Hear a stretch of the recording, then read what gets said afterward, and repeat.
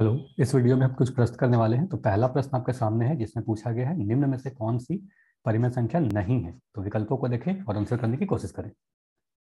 आइए अब समझते हैं। तो अगर हम परिमेय संख्या की परिभाषा देखें तो हम कह सकते हैं वे सभी संख्याएं जिन्हें p बाई क्यू के रूप में लिखा जा सकता है, जहां p और q एक पूर्णांक यानी इंटीजर है और q 0 के बराबर नहीं है, यानी कभी भी हर हमारा शून्य के बराबर नहीं हो सकता। ऐसी सभी संख्याएं परिमेय संख्या कहलाती है। अब अगर हम सभी ऑप्शन को देखें तो पहला ऑप्शन है हमारे पास वर्गमूल 4। तो आपको पता है 2 का वर्ग 4 के बराबर होता है। तो वर्गमूल 4 का मतलब 2 हुआ और 2 को आप 2/1 लिख सकते हैं। और यहाँ अंश और हर दोनों ही पूर्णांक हैं। दूसरे ऑप्शन में हमें दिया गया है -√9। और आपको पता है 3 का वर्ग 9 के बराबर होगा।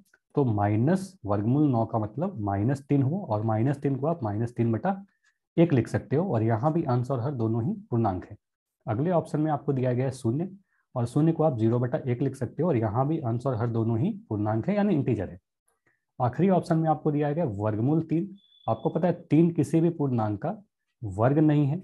साथ ही आप अगर √3 को p बाई क्यू के फॉर्म में लिखने की कोशिश करो तो आप लिखोगे √3/1, जहां आपको दिख रहा है अंश एक पूर्णांक नहीं है। इसलिए हम कह सकते हैं कि वर्गमूल 3 एक अपरिमेय संख्या है यानी परिमेय संख्या नहीं है। साथ ही आप यह भी ध्यान रख सकते हो कि वर्गमूल के अंदर कोई भी संख्या अगर ऐसे लिखी गई हो जो संख्या किसी भी पूर्णांक का वर्ग नहीं है तो वह एक अपरिमेय संख्या होगी यानी परिमेय संख्या नहीं होगी।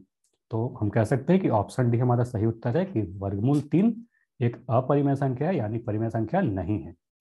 अब दूसरे प्रश्न में आपसे 4 और 5 के बीच एक परिमेय संख्या पूछी जा रही है। तो सभी विकल्पों को देखें और आंसर करने की कोशिश करें। आइए अब समझते हैं। तो कभी भी आपसे अगर दो संख्याओं के बीच एक परिमेय संख्या पूछी जाए तो आप क्या करोगे, उन दोनों ही संख्याओं को जोड़कर 2 से भाग लगा दोगे। तो हम कह सकते हैं 4 और 5 के बीच एक परिमेय संख्या होगी 4 + 5/2 यानी 9/2। तो हम कह सकते हैं 9/2 4 और 5 के बीच एक परिमेय संख्या है। तो हम कहेंगे ऑप्शन सी हमारा सही उत्तर है 9/2। अब तीसरे प्रश्न में आपसे पूछा जा रहा है निम्नलिखित में से कौन सी संख्या 5/7 और 10/7 के बीच में नहीं है। तो विकल्पों को देखें और आंसर करने की कोशिश करें। आइए अब समझते हैं। तो अगर हम 5/7 और 10/7 के बीच कुछ संख्याओं को लिखने की कोशिश करें तो आप लिख सकते हो 6/7, 7/7, 8/7 और 9/7। तो हम कह सकते हैं कि ये सभी संख्याएं 5/7 और 10/7 के बीच आने वाली संख्याएं हैं। अब अगर हम सभी ऑप्शंस को देखें तो हम कहेंगे 4/7, 5/7 और 10/7 के बीच आने वाली संख्या नहीं थी। तो ये हमारा सही उत्तर होगा। चलिए चौथे प्रश्न में आपसे 0.53 बार का p बाई क्यू रूप पूछा जा रहा है। तो सभी विकल्पों को देखें और आंसर करने की कोशिश करें। आइए अब समझते हैं। तो 0.53 बार को p बाई क्यू के रूप में बदलने के लिए हम इसे x के बराबर मान लेते हैं।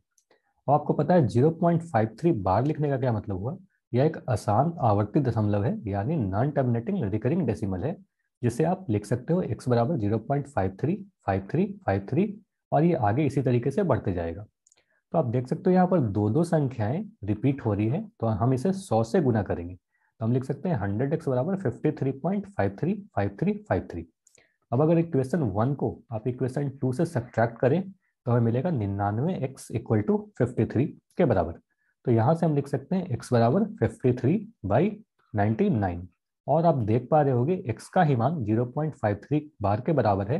तो हम लिख सकते हैं 0.53 बार का मान 53/99 के बराबर है। अब अगर सभी विकल्पों को देखें तो हम कह सकते हैं ऑप्शन सी हमारा सही उत्तर होगा 53/99। चलिए पांचवें प्रश्न में आपसे पूछा जा रहा है √3 का दशमलव प्रसार क्या है। तो विकल्पों को देखें और आंसर करने की कोशिश करें। आइए अब समझते हैं। तो अगर पहला प्रश्न अगर आपको याद है तो प्रश्न 1 में भी आपको बताया गया कि √3 एक अपरिमेय संख्या है यानी इरेशनल है। और आपको यह बताया गया था कि वर्गमूल के अंदर कोई भी अगर ऐसी संख्या लिखी जाए जो किसी पूर्णांक का पूर्ण वर्ग नहीं है तो वह एक अपरिमेय संख्या होती है यानी इरेशनल नंबर होती है। और जितने भी अपरिमेय संख्या होती है, जितने भी इरेशनल नंबर्स होते हैं, वो एक अशांत अनावर्ती होती है यानी नॉन टर्मिनेटिंग नॉन रिकरिंग होती है। तो हम कह सकते हैं ऑप्शन सी हमारा सही उत्तर होगा कि √3 का दशमलव प्रसार अशांत अनावर्ती होगा, नॉन टर्मिनेटिंग नॉन रिकरिंग होगा। आइए अब इस वीडियो में सीखे हुए प्रश्नों के आधार पर इन दो सवालों को हल करने की कोशिश करें। प्रश्न 1, प्रश्न 2। धन्यवाद।